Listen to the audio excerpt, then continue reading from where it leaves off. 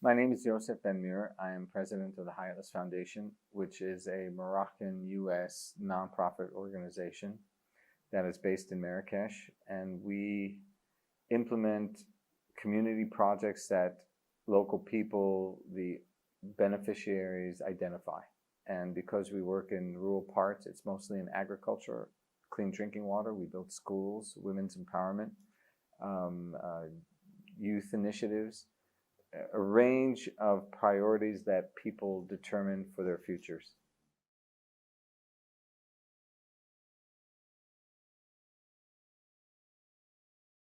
As a Peace Corps volunteer, um, I'd I'd have the opportunity to sit with mothers and fathers, and in a open setting, and it came out in one meeting that every parent had lost a child, usually more, to waterborne diseases. And it's and when you realize how affordable it is to remedy that situation, to build a basin, piping, just with readily available materials, it just became hard to walk away. There's so many other pressing, such dire needs, but that are also so affordable and possible to meet and address, and so the opportunity and the possibility of creating change was just so before us, and so it just became something that we couldn't stop doing even if we wanted. We were just really compelled to listen to the people and respond to what they wanted in their lives.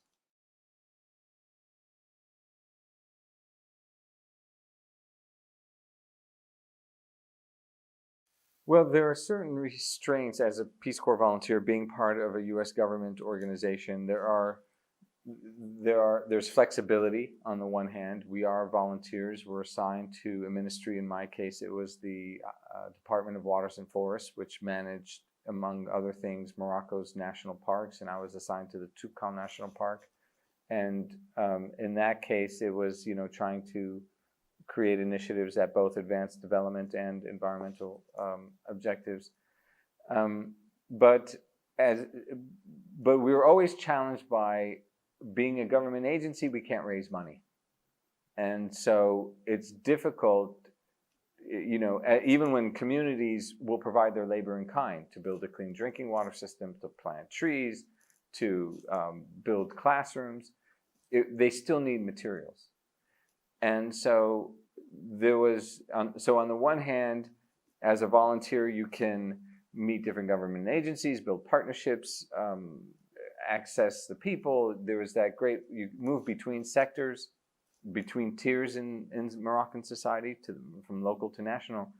You can't rally resources in a sort of open way. And so that was one thing that sort of just realized we can never achieve scale. We can never benefit as many people as possible. And an NGO gives you that flexibility. And further, a Moroccan US NGO gives you even more. With 501c3 status, we can raise resources in the US. And as a Moroccan association, you can reach into the EU, into the MENA region. And so it gave us the best of all opportunities.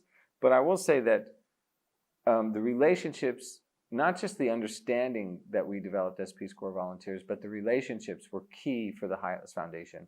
I was also Associate Peace Corps Director in Morocco, and that gave me the chance to develop relationships in Rabat at the national level, to tour, to visit volunteers all across the country. And it's really about bringing partnerships, people, knowledge, bringing, and not just myself, but our original founders, bringing all of that to bear for the benefit of the High Atlas Foundation. And so we were able to, implement projects pretty quickly because of those prior relationships that we had developed as volunteers and as Peace Corps staff.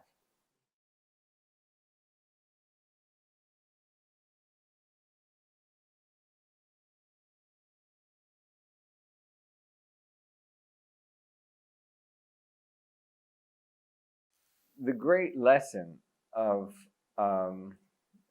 development interventions around the world from World War II, post-World War II to the present, is that sustainability, or projects that are successful and that endure, are managed, designed, controlled by the community people who benefit from those initiatives. So that sustainability is really equated with people's participation. The UNDP, the World Bank, USAID, they have evaluations that show that it's as important, if not more, than finance. Now imagine, where would development be if we can't make purchases and invest, and it would, and yet participation is as important. And so realizing that, of course, our Peace Corps roots are formative as well, but we are also students of development, and looking at its history, just realizing that people's participation is the engine, and what we're best at. It was our skill sets were in listening and asking and gathering and coordinating and responding. And so that really was and if you look at the Hylas Foundation's mission, there is nothing else other than participation. Yes, we've planted some millions of trees. We've brought clean drinking water to more than 9,000 people. Our women's empowerment methodology is an integration of international Moroccan approaches and orientations. And so that's all wonderful, and we're grateful for that. But the basis of all of that is the determination of local people of what they most want. And that is a vital lesson of development history that we've just brought into our organization. The second part of your question being around the Moroccan government, I'm not sure I could work in a place where we have to convince authorities, officials of the right to associate, and where there are places in our world where we can't create the organizations, the nonprofits, the NGOs that we want, and so. And I'm so grateful, appreciate so much those people who,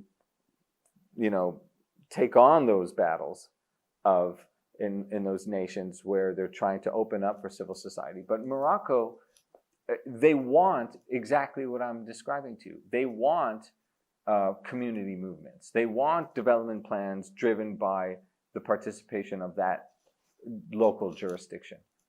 It's in its policies and it's its laws. It's the embodiment of funding programs, and not only that, but the nation's committed to decentralization. And now, in everything I'm saying, there's huge difficulty, and it's frustrating, and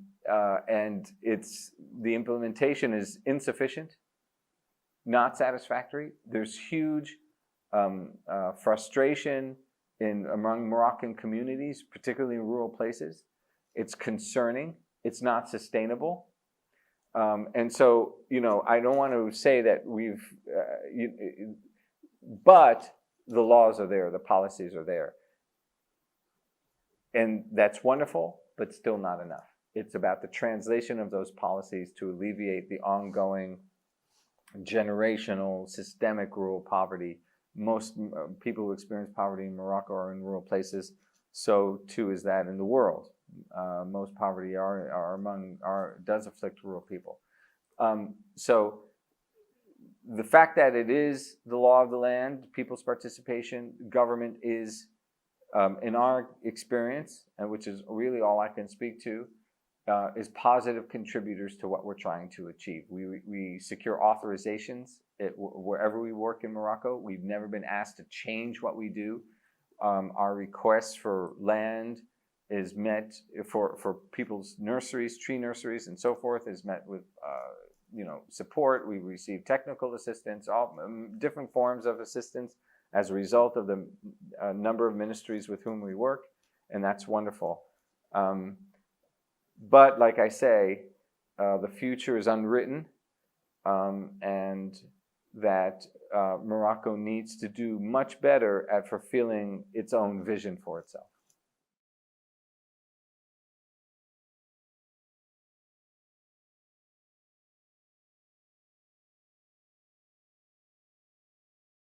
For a number of our years, we probably, like many organizations, felt that if groups that are historically marginalized were just in the room to be able to participate in decision making in regards to the action plans that communities define as they move forward, if women and youth and those who don't have land, if they were just part of that conversation, then naturally their interests would be reflected in the design and in those plans. But what we found was that there are barriers that we have within ourselves that may be rooted in our relationships, in our perceptions of our bodies, in our relationship with money, that may inhibit us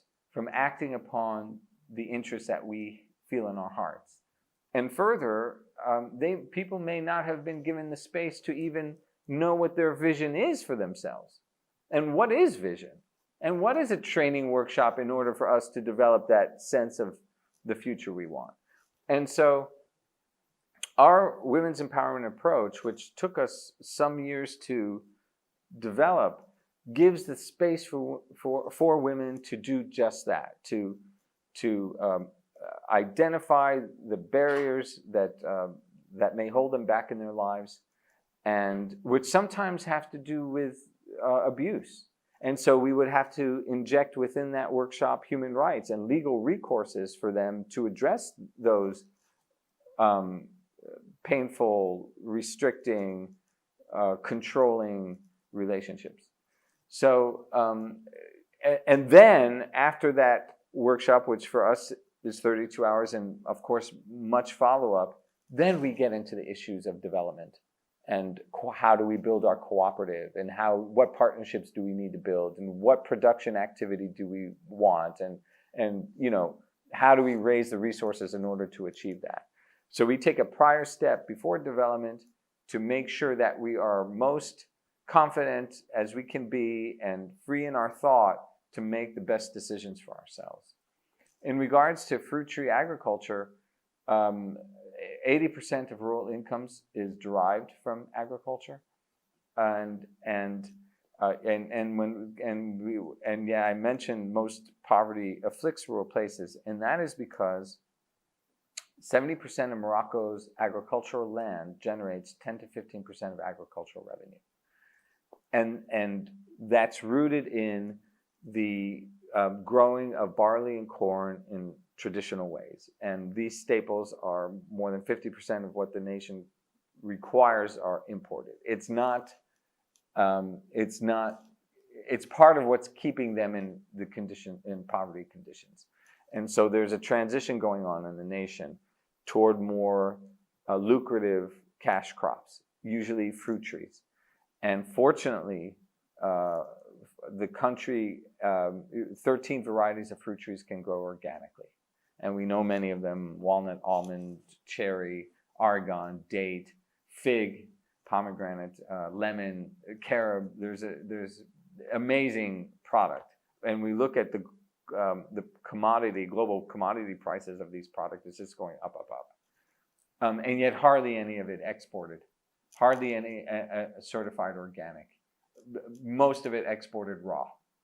And so we have this enormity of opportunity. We can, so there's this huge demand on trees because they're transitioning from those staples. We need to build nurseries. The nation needs 1 billion trees. Those skills to maintain nurseries are not widely dispersed. How do we graft? How do, what's the irrigation requirements? Weeding is different. And so we need to build those skills. We need to build those infrastructures. Right now we manage with cooperatives 13 nurseries in the country involving more than 1.1 million seeds. But it's not in and of itself. It's necessary, but not enough, of course, to overcome rural poverty. We need to deal with the situation of irrigation. We need to build the cooperatives of the people. They need to build their cooperatives. We need to do all those things I just mentioned. And if we do so, including monitoring for carbon credits of the trees that the people plant, and processing is done in the communities of the growers. And also, I didn't even mention medicinal plants. If wild medicinal plants, and there are dozens of varieties of those that grow organically in Morocco. If we can do everything I'm just saying, we can multiply the agricultural economy by 600%. Staggering potential exists, and there's no other sector or industry or production area that is as nearly as lucrative for Morocco as that. And so the people are dedicated to that, and so therefore are we.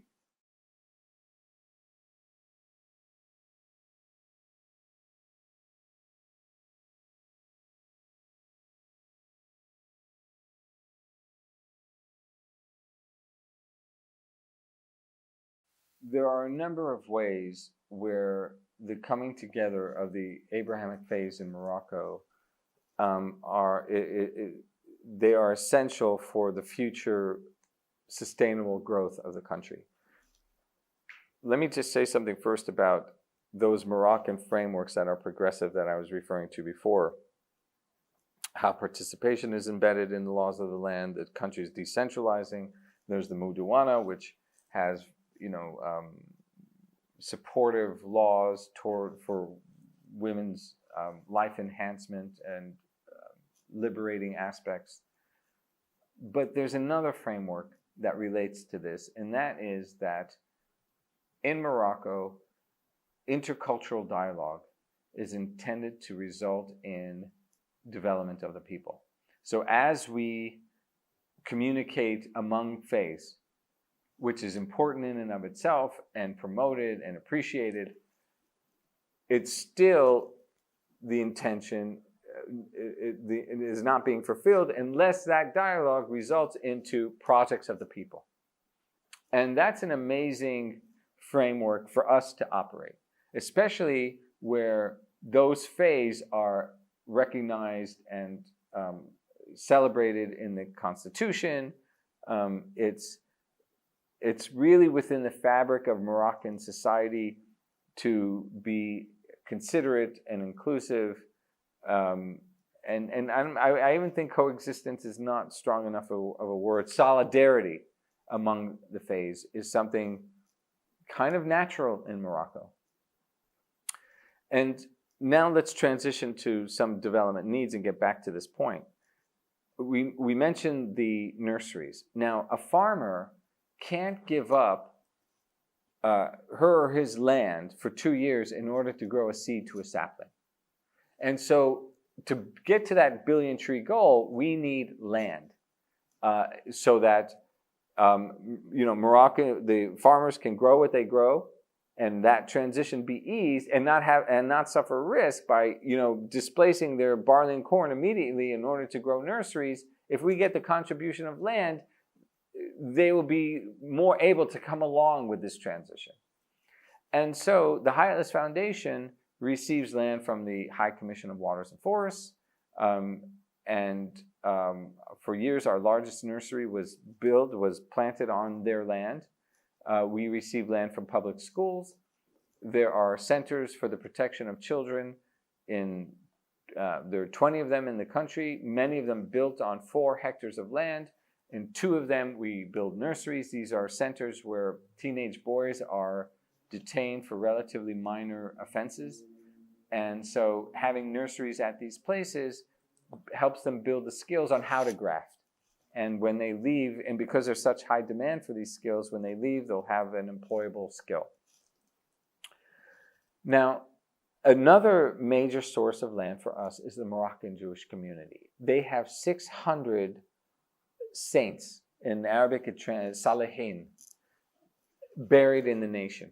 And next to them are open plots of land. And the dialogue began with them some years ago. They have transferred over 7 parcels of their 600. We planted a successful pilot on 2 of them. And now we are working to build the largest of, which would be the largest of all the 13 nurseries. It would generate more than 1 million trees over a 4-year period. And that's in partnership with the Moroccan government. The provincial, the governor of that province where that project will occur. And where they actually will give finance. Now think about this. The Moroccan government will help finance a tree nursery built on land contributed in kind by the Moroccan Jewish people. And that is Moroccan. It's incredible, and we can't take that for granted, but it's also consistent with Moroccan identity, and it's consistent with Morocco's intention for the future in regards to how to promote sustainable development. But so that's a hugely important example. However, we're not trying to create, we need to get to 1 billion trees. And even as 1 million is nice, what is it about this that is critical toward that billion? And that is this. The High Commission of Waters and Forests has approximately 700 parcels of land. That's the government agency that builds nurseries for the country. The Moroccan Jewish people have 600. That means that they could actually play a national role in the nation achieving the 1 billion tree goal. That they could play a critical function toward alleviating rural poverty. And so, what does that mean for the nation, which is profound? But the implications of that go well beyond Morocco. It really shows that interfaith is actually a vital measure for the change that we seek. Yes, it's a beautiful thing. It's an amazing to build those relationships, but they're actually essential to achieve the future that we most seek. We cannot get to the 1 billion without the contribution of the Moroccan Jewish community. Perhaps we can, but we would really have to think of the whole model, and it would be far more difficult. Maybe all public schools will have to have nurseries, or maybe, it's really necessary. So that's why we're doing this. We're doing this, yes, we have 7 of 600, but we need to get to 600 out of 600. And we need to get to 700 for with the High Commission of Waters and Forests. And we need to get to 20 out of 20 with the Children Protection Centers. We need to take these opportunities and take them to the potential that they provide in order to get to the 1 billion. And there are other examples of how interfaith leads toward development. We're working to restore the Franciscan Church in Essaouira.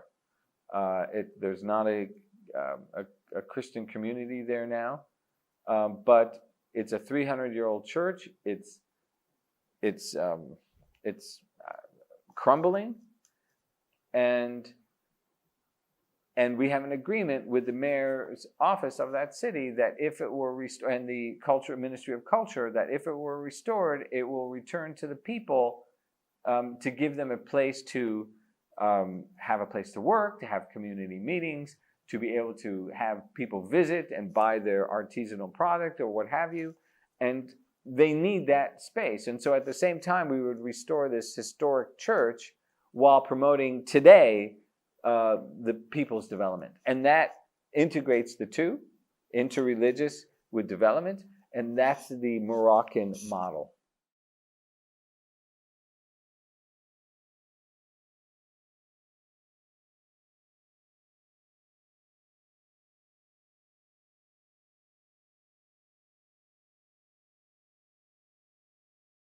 There are a number of thoughts over this past day and a half that have been triggered.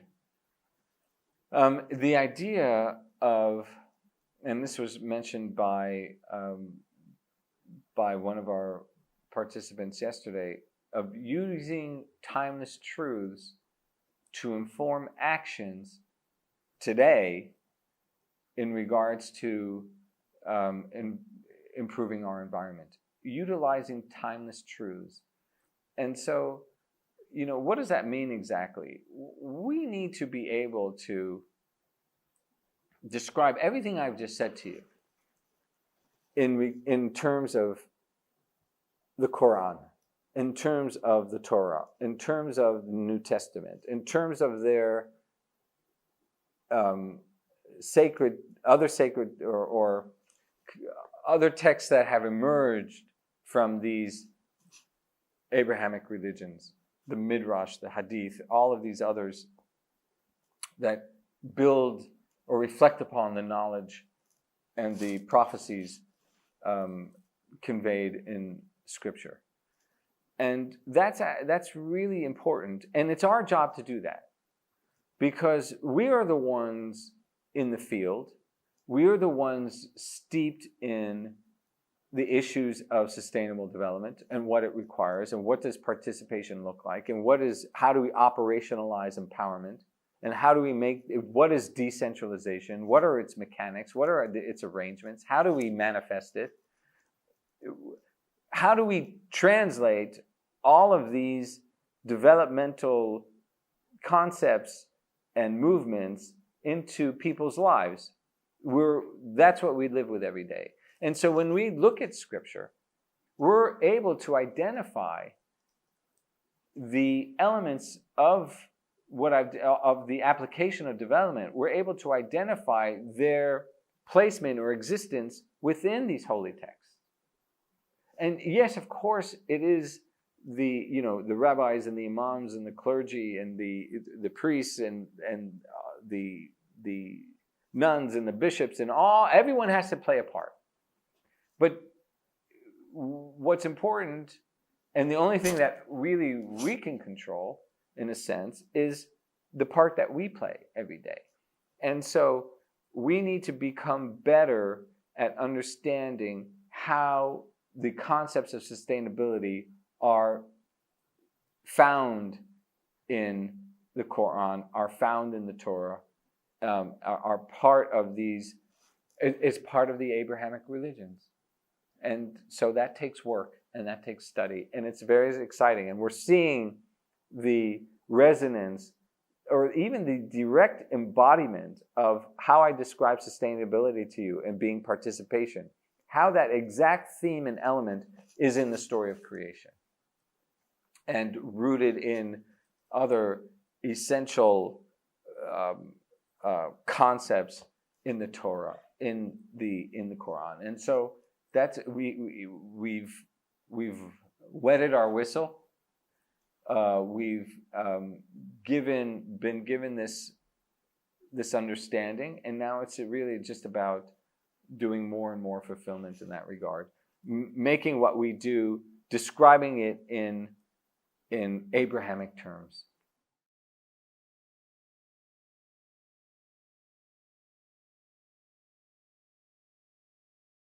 Professor Dan Wiener is dedicated to this, and we'll see tomorrow at our conclusion how we will carry forward and what's our plan of action. And because it doesn't end in Greece, at this conference. But, one of the things that's an important takeaway, but a takeaway that comes sort of, being together over 3 days are the relationships. And that really is, last night we visited the town, we have meals together, we share a room all day in the conference room, we listen, we hear, we take in what our colleagues are saying, we respond when we feel, and relationships grow from that. And so, one of the things I take away are just the stories and the points of view and those exchanges with the others that are here. And that's really in a way the best part of conferences, and that gives energy. That's what I carry with me. And I may not see most of our colleagues here in the future. Maybe, I hope I do. But, I've had the chance to exchange with them, and I'll remember that, and I carry that, and I'm grateful for that. And that's why I'm here, really.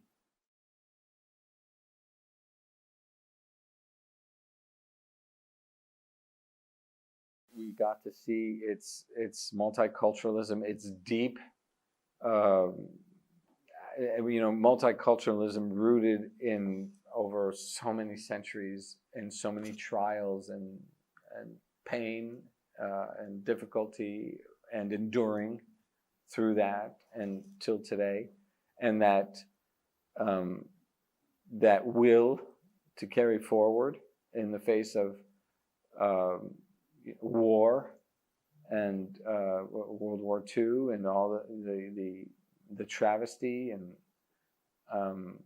yet the continuity. So I think that's really kind of the emblem of how the Abrahamic religions have maintained their solidarity in the face of external threat and the durability and really harmony that they've been able to continue long after such harshness has been visited upon this place. And I guess I'm referring mostly to World War II and what's happened here, and how rebuilding and persisting has fortunately followed.